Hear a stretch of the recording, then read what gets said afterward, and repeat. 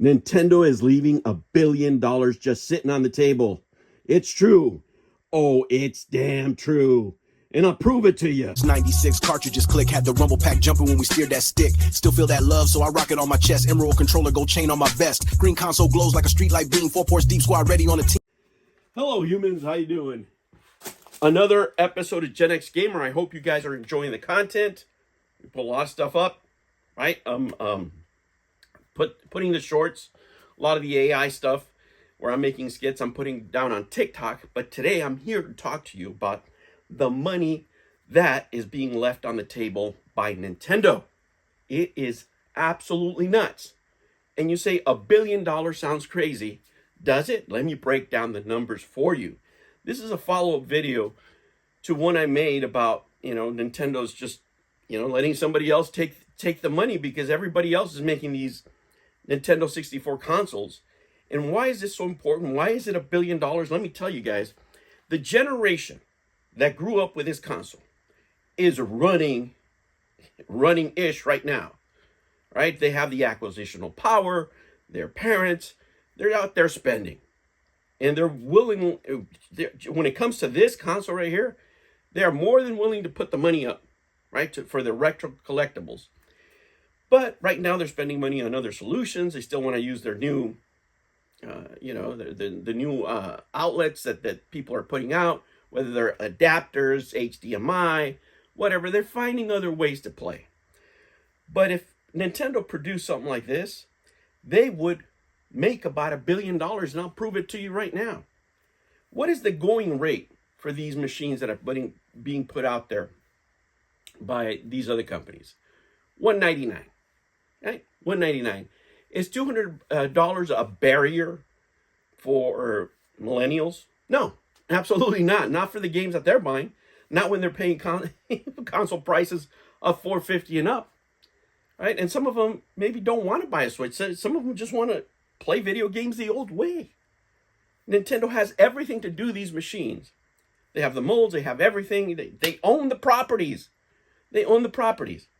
And how did I come up with this number of $1 billion? Well, guys, let me take you back to the Super NES Mini that I'm not going to get down from there because I just don't want to make a mess.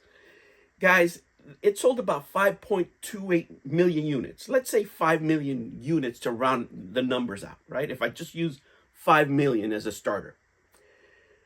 Guys, 5 million at $199 is about a little bit less than $1 billion. It's 995,000. But remember, that one sold 5 point something. Guys, that is a lot of money, right? Remember, Nintendo, what are they bringing in revenue right now? About 11 to $12 billion a year. You guys can look up these numbers. They're publicly available. I look at them because, I own stock, full disclosure, right? So I keep up with the numbers. It's part of my business. So, why they're not doing it, I don't know. I couldn't tell you, right? Because even if we take it at a standard rate, right, that of profit, let's say 30%, right? 30%, and everything else is cost. Let's just say that they're at the lowest of the low. They become, they're not efficient anymore. They're just average. Average at a 30% rate, that's almost $300 million of pure profit. Are you kidding me? Nintendo, can I get an amen? That is absolutely nuts. What could be going on? Guys, they could be testing the market. They could be saying, hey, wait a minute. Let me sit back. Let me let Analog, this other dude, test the market, right? He's a billionaire. Let him do his thing, and we'll go on from there, right? Because that, eventually they could just put it out there if they go through a slow time, if the Nintendo slows down for any reason, the Switch 2, like they did with these classics. Remember, these classics were in between the Wii U and everything else, but they're just so gung-ho on, putting everybody on a service. I think they're making a big mistake by not releasing this right now. Because this, let me tell you, has a time frame.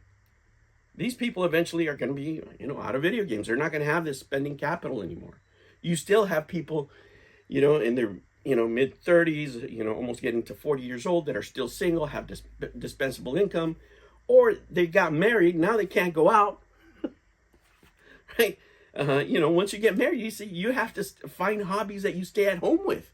And what is more perfect than video games? That's how I convinced my wife for this. Look, if I have this, I don't have to go anywhere else. I don't have to go to Vegas. I don't have to go to the strip joint. I don't go to the bars. This is what I do. This is where I spend my money. Very family friendly, and I help out around the house. It's great. It's a win-win situation, guys. Use that argument with your wives that if they're ever balking, right, about your collection, tell them all the positives of spending this money here. Because it's a very family friendly hobby. It truly is. If you're if you want to be a well married person, happy married person that just stays at home, wants to spend time with your family, this is a great hobby, let me tell you, and it is for me. But getting back to the subject at hand, guys, $1 billion could be generated possibly by this console.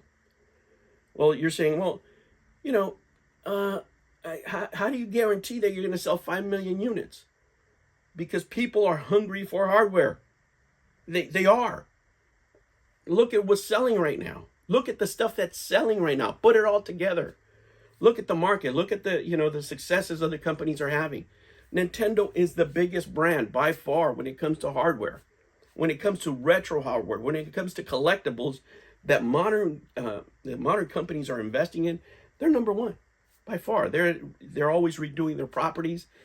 If they put something like this out, the cartridges for are just going to go insane. Now I'm just talking about them re-releasing this with a few games. I'm not talking about them actually releasing a game with a cart, with a brand new cart. Are you kidding me? The limitations that these had back in the day, where the cart couldn't hold enough information, that's no longer the case. You can put anything you want, any game you want, you can put on there. If you upgrade the graphics a little bit, if you want, put the best games that you had from your library, in here, and then you have one cart exclusive to this console. Oh man, $1 billion wouldn't be enough, right? Because now you can bump up the price more than $200. And if you include it for $200, it's great. But you with a brand new cartridge released from Nintendo, official N64, you're looking at $250 easy. How do I know? Because I would buy it in a second. $250 right now for a console that you can play HDMI right now is a great deal. You're not going to find anything like that. You can find it from third parties. You're not going to get it from Sony. You're not going to get it from Xbox.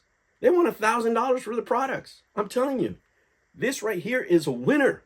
And the more they wait, the more money they might lose. At least that's my idea, Nintendo. If you give me a 1% commission for my ideas, I wouldn't be mad. Right? But, this is my business. If I'm sitting at the table, if I would ever get hired as a business analyst by Nintendo, this is exactly what I'd be telling them. Where can I expand the market?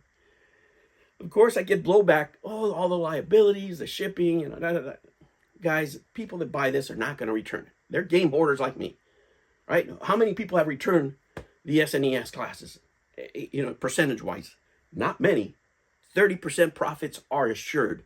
So if at minimum you're looking at a $300 million profit, are you insane? How can you leave that on the table?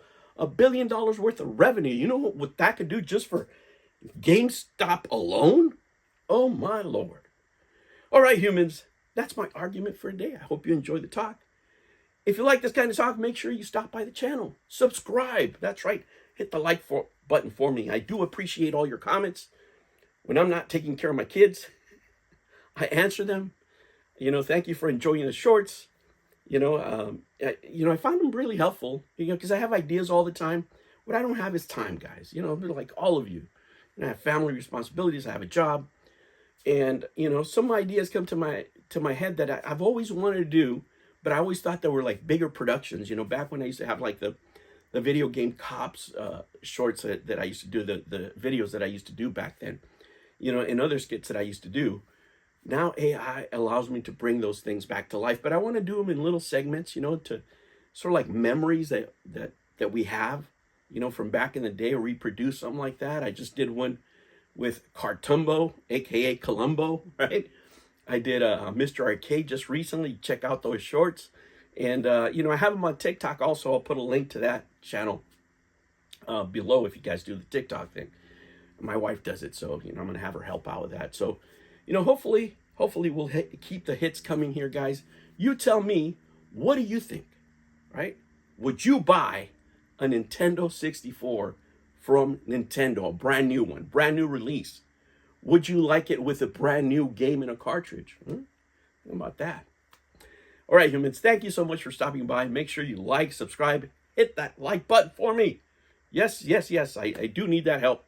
And if you can, if you feel really cool, support now with a new outro. The Gen X Gamer channel is all about video games and game collecting, all for you. So make sure you like and subscribe. And if you feel extra special, join the channel for 99